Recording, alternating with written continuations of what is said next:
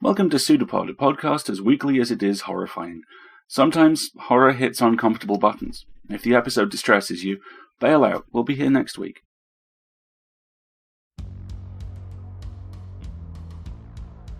PseudoPod, episode 773, September the 3rd, 2021. This week's story, The Floor Above, by M.L. Humphreys. Hey everyone, welcome to PseudoPod, the weekly horror podcast. I'm Alistair, your host, and your audio production this week is done by the amazing Chelsea. Your narration is provided by the Battery Man voice himself, Mr. David Robertson. Happy belated birthday, sir. Very, very glad to have you with us. And the story comes to us from M.L. Humphreys. The Floor Above was originally published in the May 1923 issue of Weird Tales. Humphreys appears to be one of the many obscure writers who worked briefly in the pulps. Or perhaps the name is a pseudonym used once and discarded. Nothing could be found out about this author, beyond the fact that this story, the only one with this byline, was selected by, surprise, H.P. Lovecraft in 1929 and 1930, when he compiled a list of significant horror stories, incorporating both literary fiction and popular stories. The list was published as H.P. Lovecraft's favourite weird tales, the roots of modern horror, and the criterion for being included was that the stories must have the greatest amount of truly cosmic horror and macabre convincingness. Let's move on, shall we? Anyway, in this instance, HPL was pretty much on the button, and this is an absolute belter. I really enjoyed reading this and enjoyed talking about it even more. Your narrator this week, as I said previously, is the amazing Dave Robertson, a man who, throughout numerous projects, including Writers' Roundtable and Archivos, has done the near impossible. Said that he will make things better for writers and creatives around the world, and done so. Dave is currently travelling across the US in an epic odyssey of amazing food, amazing photos, and deep-seated personal discovery and exploration, and I'm delighted that he's taken this time out to be with us. Because you see, Dave has a story for you. M.L. Humphreys, whoever they were, have a story for you. Chelsea and I have a story for you. And we promise you, it's true.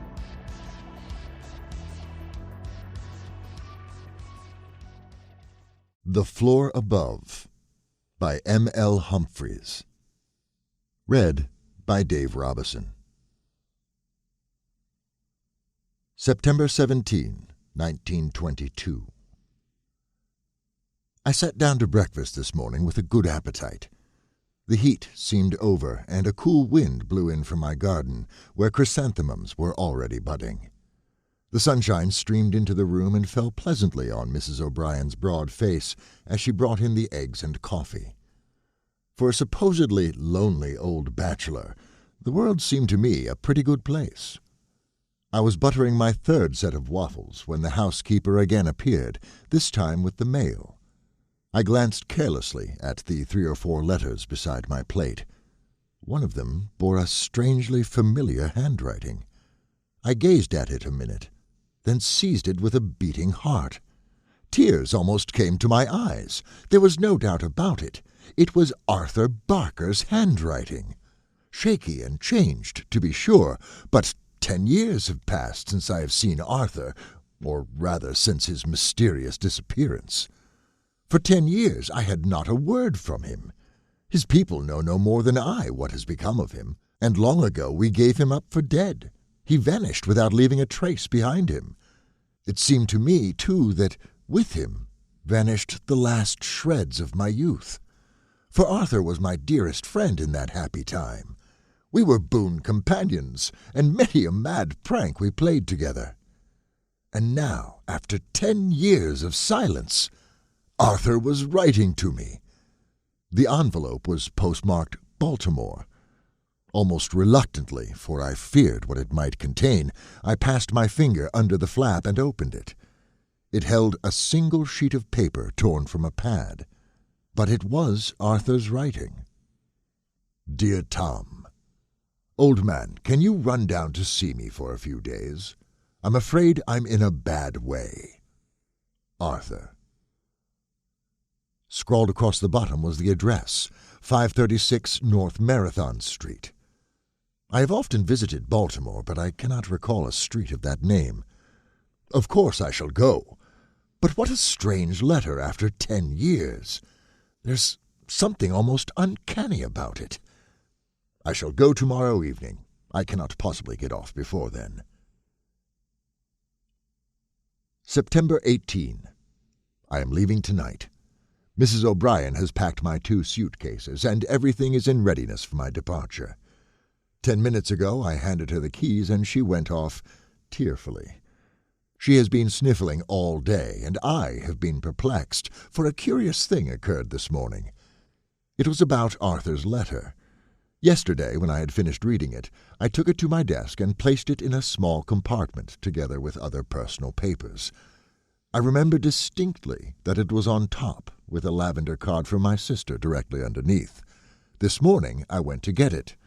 It was gone. There was the lavender card exactly where I had seen it, but Arthur's letter had completely disappeared. I turned everything upside down, then called Mrs. O'Brien, and we both searched, but in vain. Mrs. O'Brien, in spite of all I could say, took it upon herself to feel that I suspected her. But what could have become of it? Fortunately, I remembered the address. September 19. I have arrived. I have seen Arthur. Even now he is in the next room, and I am supposed to be preparing for bed. But something tells me I shall not sleep a wink this night. I am strangely wrought up, though there is not a shadow of an excuse for my excitement. I should be rejoicing to have found my friend again, and yet...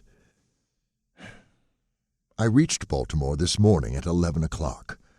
The day was warm and beautiful, and I loitered outside the station a few minutes before calling a taxi. The driver seemed well acquainted with the street I gave him, and we rolled off across the bridge. As I drew near my destination, I began to feel anxious and afraid. But the ride lasted longer than I expected. Marathon Street seemed to be located in the suburbs of the city. At last we turned into a dusty street, paved only in patches and lined with linden and aspen trees. The fallen leaves crunched under the tires. The September sun beat down with a white intensity. The taxi drew up before a house in the middle of a block that boasted no more than 6 dwellings. On each side of the house was a vacant lot, and it was set far back at the end of a long, narrow yard crowded with trees. I paid the driver, opened the gate, and went in. The trees were so thick that not until I was halfway up the path did I get a good view of the house. It was 3 stories high, built of brick in fairly good repair, but lonely and deserted-looking. The blinds were closed in all of the windows with the exception of 2, one on the first, one on the second floor. Not a sign of life anywhere, not a cat or a milk bottle to break the monotony of leaves that carpeted the porch. But, overcoming my feeling of uneasiness, I resolutely set my suitcases on the porch, caught at the old-fashioned bell, and gave an energetic jerk. A startling peal jangled through the silence. I waited, but there was no answer. After a minute I rang again. Then from the interior I heard a queer dragging sound, as if someone was coming slowly down the hall. The knob was turned and the door opened. I saw before me an old woman, wrinkled, withered, and filmy-eyed, who leaned on a crutch.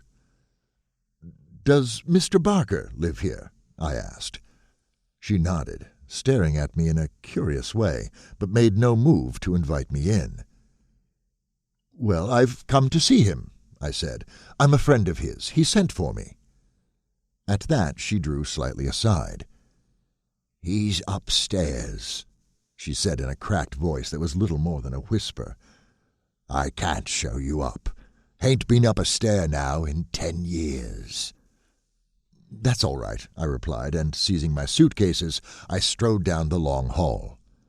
"At the head of the steps," came the whispering voice behind me. "The door at the end of the hall." I climbed the cold, dark stairway, passed along the short hall at the top, and stood before a closed door. I knocked. "Come in." It was Arthur's voice, and yet not his.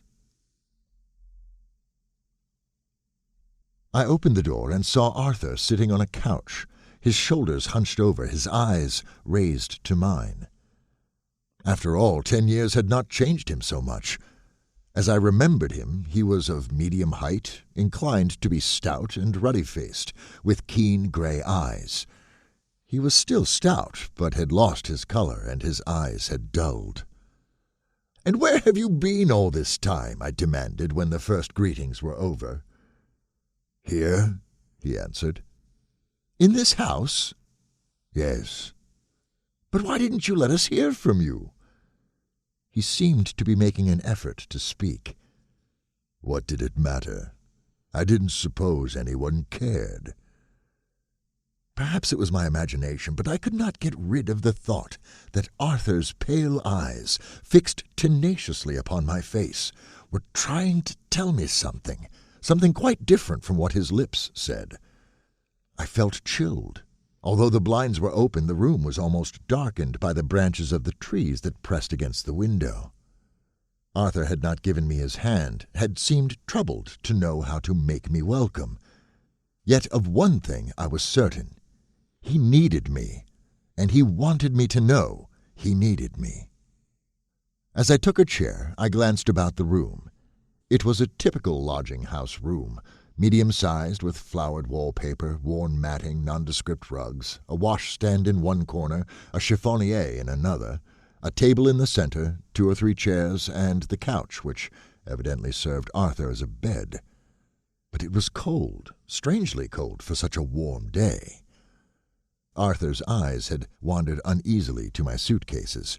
He made an effort to drag himself to his feet.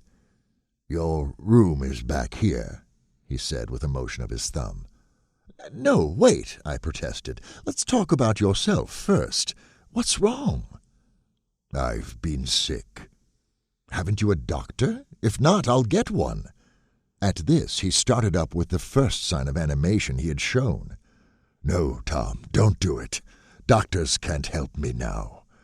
Besides, I hate them. I'm afraid of them." His voice trailed away, and I took pity on his agitation. I decided to let the question of doctors drop for the moment.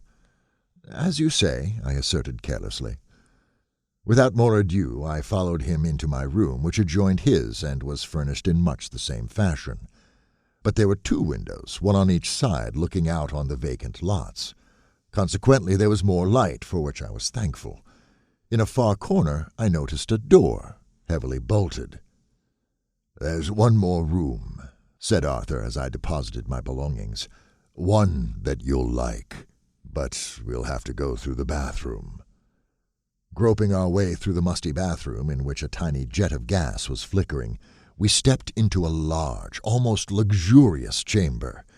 It was a library, well-furnished, carpeted, and surrounded by shelves fairly bulging with books. But for the chilliness and bad light, it was perfect. As I moved about, Arthur followed me with his eyes. There are some rare works on botany. I had already discovered them, a set of books that I would have given much to own. I could not contain my joy. "You won't be so bored browsing around here." In spite of my preoccupation, I pricked up my ears. In that monotonous voice there was no sympathy with my joy. It was cold and tired. When I had satisfied my curiosity, we returned to the front room, and Arthur flung himself, or rather fell, upon the couch. It was nearly 5 o'clock and quite dark.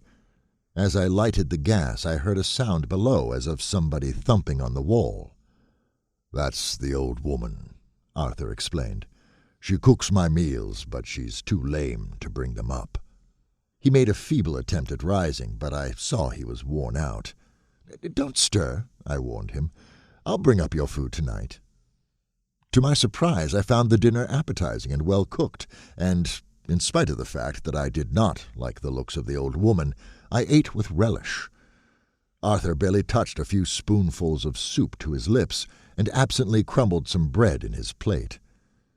Directly I carried off the dishes, he wrapped his reddish-brown dressing-gown about him, stretched out at full length on the couch, and asked me to turn out the gas.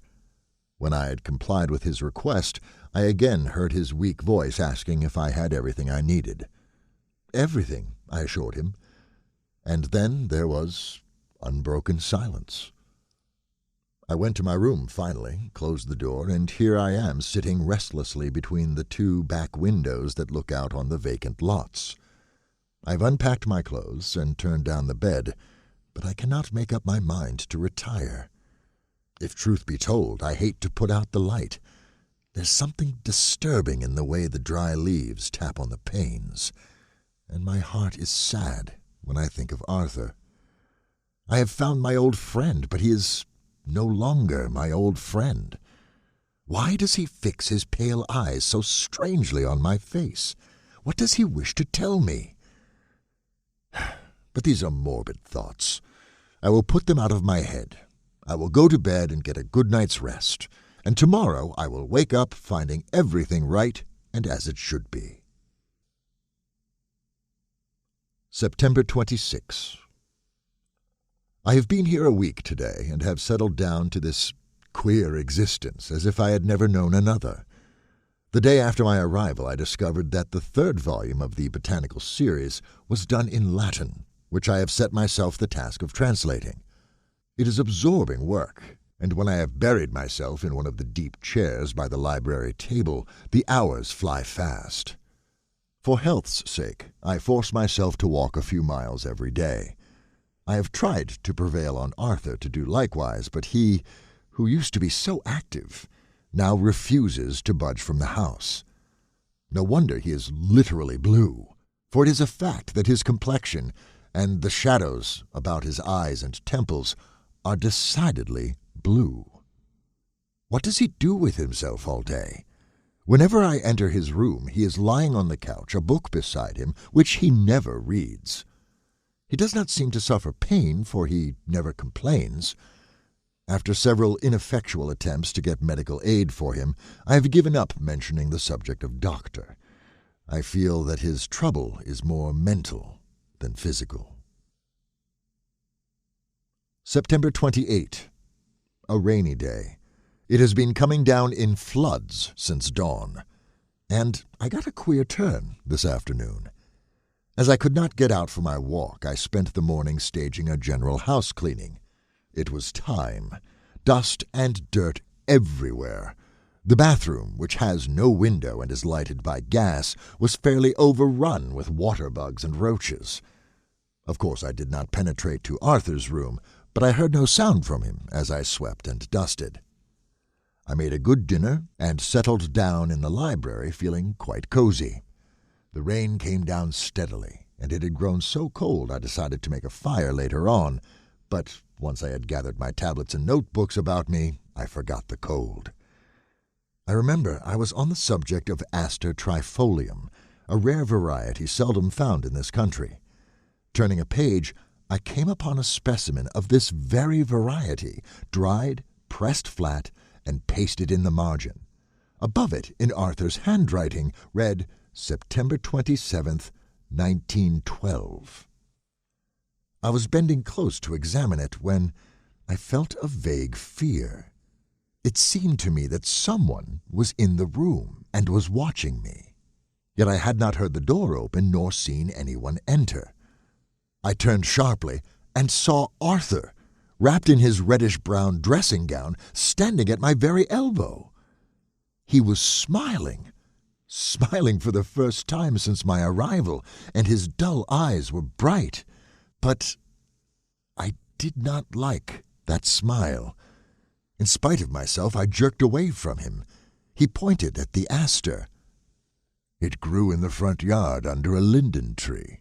I found it yesterday. Yesterday? I shouted, my nerves on edge. Good Lord, man, look! It was 10 years ago! The smile faded from his face.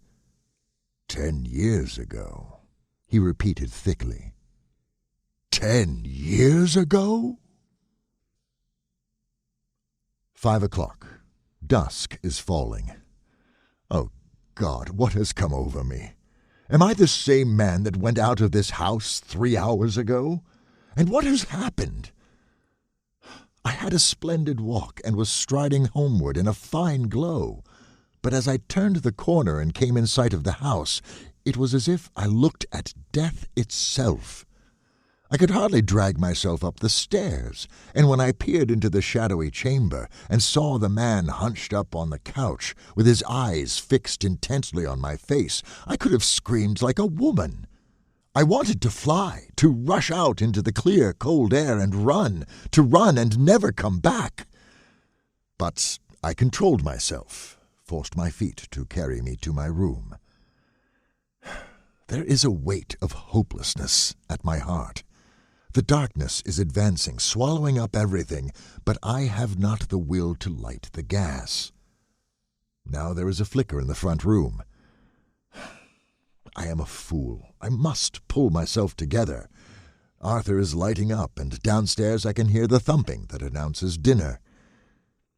It is a queer thought that comes to me now, but it is odd I have not noticed it before. We are about to sit down to our evening meal. Arthur will eat practically nothing, for he has no appetite, yet he remains stout.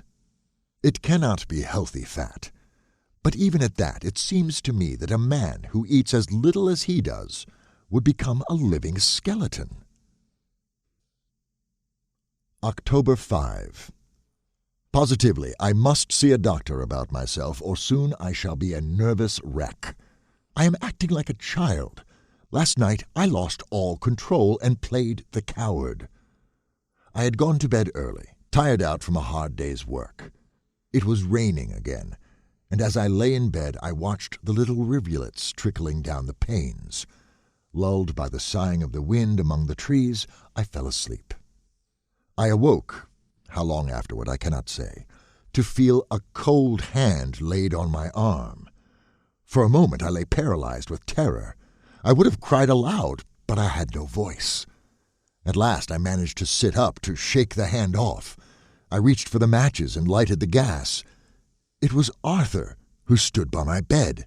Arthur wrapped in his eternal reddish-brown dressing gown. He was excited. His blue face had a yellow tinge and his eyes gleamed in the light. "Listen," he whispered. I listened, but heard nothing. "Don't you hear it?" he gasped, and pointed upward. "Upstairs?" I stammered. "Is there somebody upstairs?" I strained my ears, and at last I fancied I could hear a fugitive sound like the light tapping of footsteps.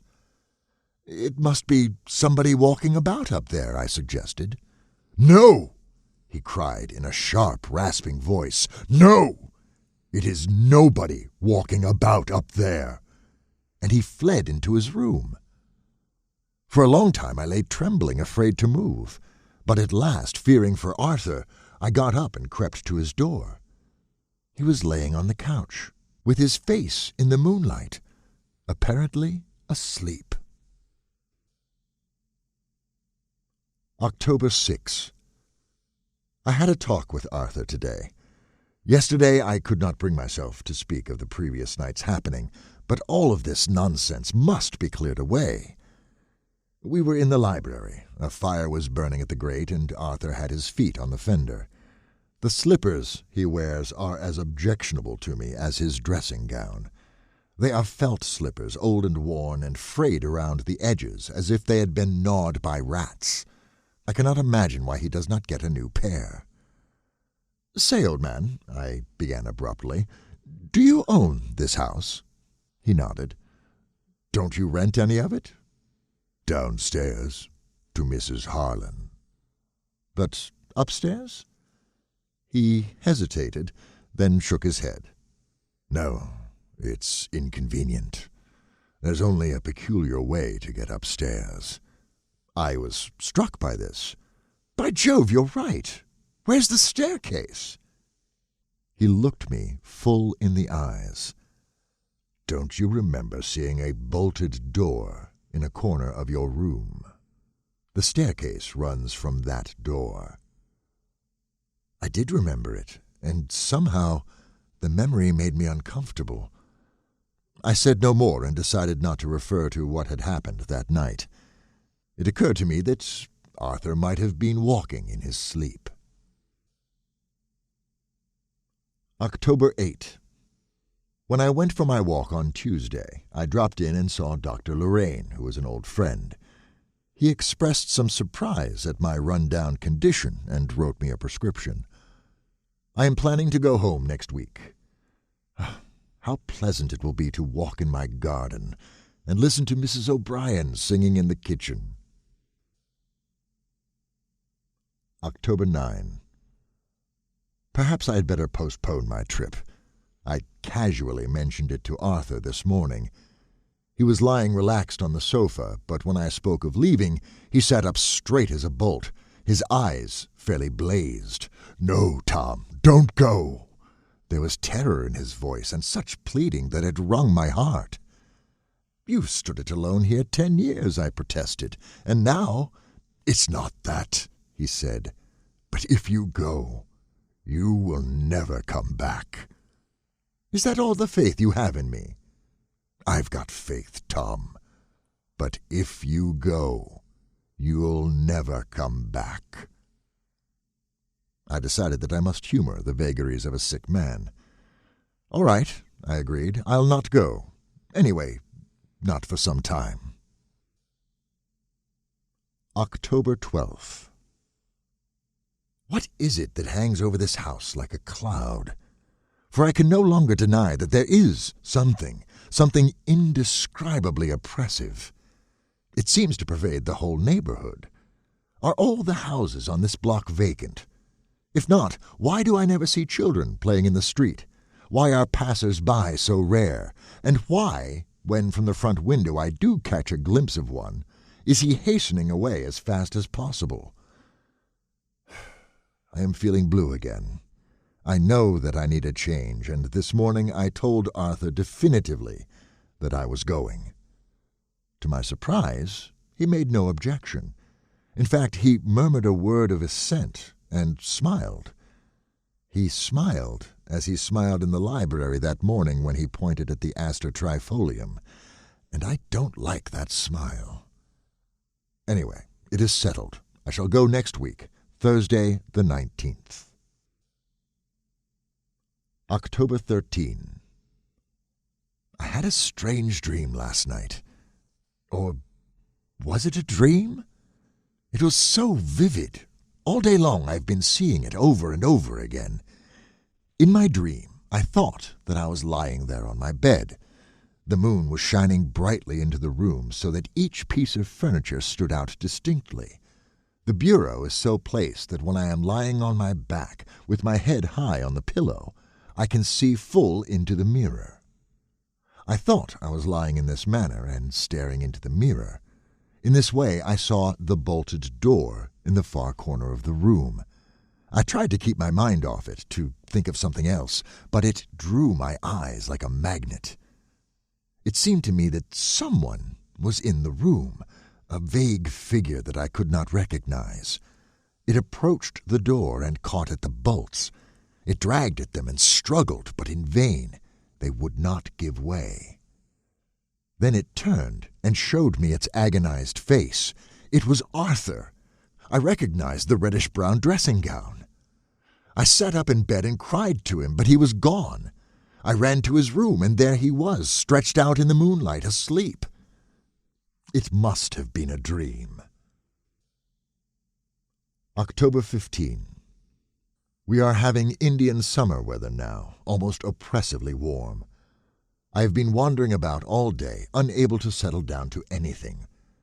This morning I felt so lonesome that when I took the breakfast dishes down, I tried to strike up a conversation with Mrs. Harlan.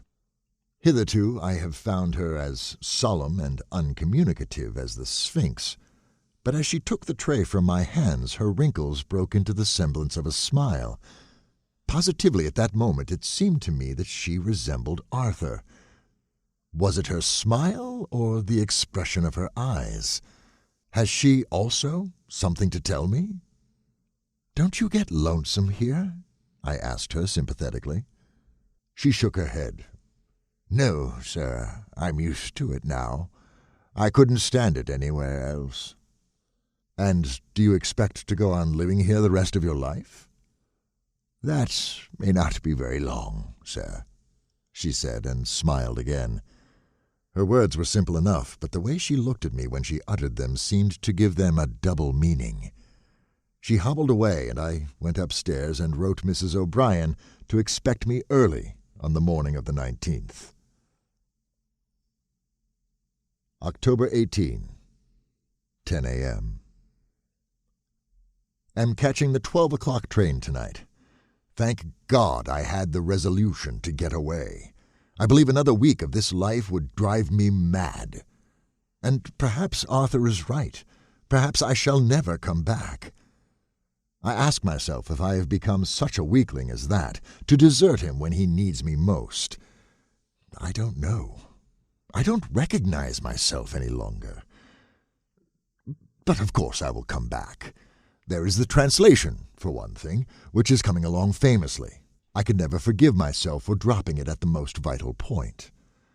As for Arthur, when I return, I intend to give in to him no longer. I will make myself master here and cure him against his will. Fresh air, change of scene, a good doctor, these are the things he needs. But what is his malady? Is it the influence of this house that has fallen on him like a blight? One might imagine so, since it is having the same effect on me. Yes, I have reached that point where I no longer sleep. At night I lie awake and try to keep my eyes off the mirror across the room. But in the end I always find myself staring into it, watching the door with the heavy bolts. I long to rise from the bed and draw back the bolts, but I'm afraid. How slowly the day goes by. The night will never come. 9 p.m. I have packed my suitcases and put the room in order. Arthur must be asleep. I'm afraid the parting from him will be painful. I shall leave here at 11 o'clock in order to give myself plenty of time. It is beginning to rain. October 19. At last! It has come! I am mad! I knew it! I felt it creeping on me all the time. Have I not lived in this house a month? Have I not seen? Oh, to have seen what I have seen, to have lived for a month as I have lived, one must be mad. It was 10 o'clock. I was waiting impatiently for the last hour to pass. I had seated myself in a rocking chair by the bed, my suitcases beside me, my back to the mirror. The rain no longer fell. I must have dozed off. But all at once I was wide awake, my heart beating furiously. Something had touched me. I leapt to my feet, and as I turned sharply, my eyes fell upon the mirror. In it I saw the door just as I had seen it the other night, and the figure fumbling with the bolt. I wheeled around, but there was nothing there. I told myself that I was dreaming again, that Arthur was asleep in his bed, but I trembled as I opened the door of his room and peered in. The room was empty, the bed not even crumpled. Lighting a match, I groped my way through the bathroom into the library. The moon had come from under a cloud and was pouring in a silvery flood through the windows, but Arthur was not there. I stumbled back into my room. The moon was there, too, and the door in the corner, was half open. The bolt had been drawn. In the darkness I could just make out a flight of steps that wound upward. I could no longer hesitate. Striking another match, I climbed the back stairway. When I reached the top, I found myself in total darkness, for the blinds were tightly closed. Realizing that the room was probably a duplicate of the one below, I felt along the wall until I came to the gas jet. For a moment the flame flickered, then burned bright and clear. Oh, God! What was it I saw? A table, thick with dust, and something wrapped in a reddish-brown dressing gown that sat with its elbows propped upon it. How long had it been sitting there that it had grown more dry than the dust upon the table? For how many thousands of days and nights had the flesh rotted from that grinning skull? In its bony fingers it still clutched a pencil. In front of it lay a sheet of scratched paper, yellow with age. With trembling fingers I brushed away the dust. It was dated October 19, 1912. It read, "Dear Tom, old man, can you run down to see me for a few days? I'm afraid I'm in a bad way."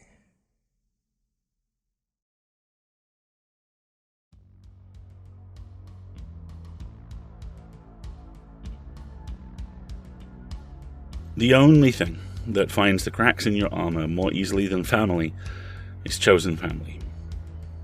There are a couple of dozen people scattered across the world who, if I got this letter from them, I would do exactly this. You don't ask questions until you're in front of them, you just go. Like Dominic Toretto could have said about this situation, I don't got a deep-seated and soon-to-be-proven fear of the unknown. I got family. The first thing Humphreys does here that impresses is the way that instant found family connection is weaponized. How our hero finds his old friend both fine and anything but, wrapped in a cocoon of obligation, love, and the sort of banal assumption he's the hero of his own story that only a white man from the 1920s could truly perfect. He just sort of powers through. We are, as a friend of mine once pointed out, all encased in a shield of banal ignorance of how the world really is. Almost all of us will have that shield broken and repaired over and over, and the shape of it, whether it's made of innocence or privilege, and of what we choose to protect with it, says a lot about our world, and more about us. That's the second thing Humphreys does here that impresses. Our hero is that rarest of breeds in horror especially, an unabashedly, actually pretty solid dude. He wants to help. He's not entirely ignorant to the supernatural events around him, and he finds himself caught in that terrible riptide we all find ourselves in sometimes. The need, the desire to do something, to react, colliding with the inability to accept what's happening to us. Everything from abusive relationships to terrible jobs to the one movie you walk out of this decade all come down to the moment at the core of this story. The moment that our hero and we realize not only that nothing is fine, but that everything has to change, and has to change now. Best of all, though, is the way Humphreys sets up this mounting unease and terror, and then uses uncertainty as the only answer we'll ever get. The ending of this one floored me. We know the friend is dead. We don't know if he's noticed. We also don't know if the thing wearing his face is his ghost or something like an anglerfish, luring our hero in order to sap his life force. All we know is that possibly too late we know something is terribly, terribly wrong, and that the next choice our hero makes will be vital. I hope it's a good one. I choose to believe it is. Good luck to him, and good luck to us all, and a salute to the mysterious and talented M.L. Humphreys and the remarkable Dave Robertson for their work here, as well as Chelsea's always exemplary production.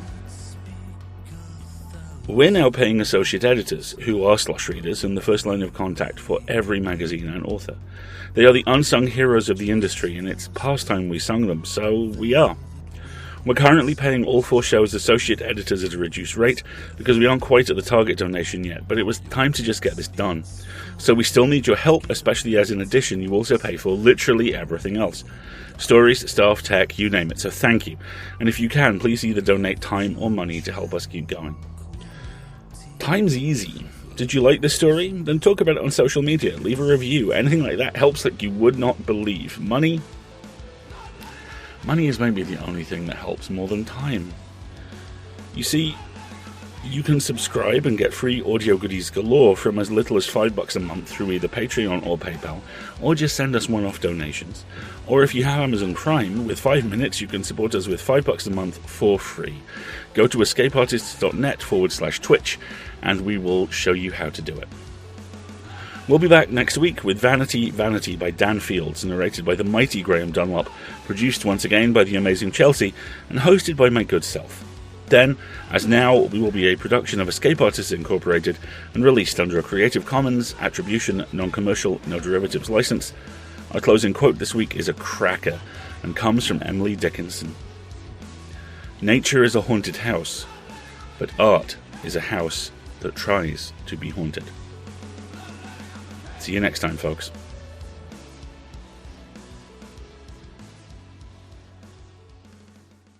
It's a PseudoPod. It's a big foot. It's all about podcasts these days.